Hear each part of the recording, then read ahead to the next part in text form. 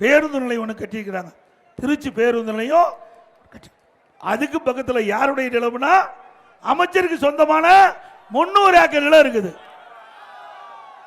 G ஸ்கொயர்னு ஒருத்தர், அவர் வந்து ரியல் எஸ்டேட் பண்ற நிறுவனம். அவருக்கு கிட்டத்தட்ட 500 ஏக்கர் நிலம் இருக்குது.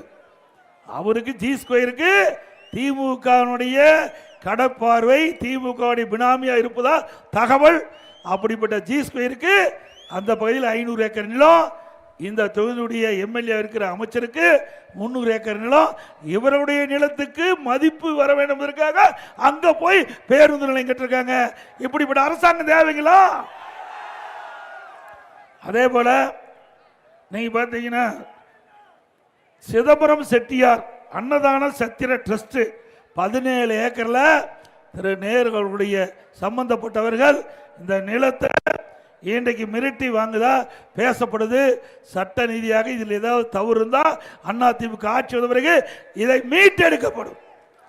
ஸ்ரீரங்கம் குழந்தை முதலியார் தோட்ட பகுதியில் 18 ஏக்கர் கோயில் நிலத்தை முறைகேடாக ஆட்சி அதிகாரத்தை பயன்படுத்தி ஜி ஸ்கொயர் பதிவு செய்யப்பட்டதாக தகவல். அவர்களும் புகார் மனு கொடுத்திருக்கிறாங்க. அனைத்து இந்திய அண்ணா திராவிட முன்னேற்ற கழக அரசு அமைந்த பிறகு இது விசாரிக்கப்பட்டு இதில் ஏதாவது தவறு ஏற்பட்டிருந்தால் நடவடிக்கை எடுக்கப்படும். மீண்டும் உரியவர்களுக்கு இந்த நிலம் கொடுக்கப்படும்.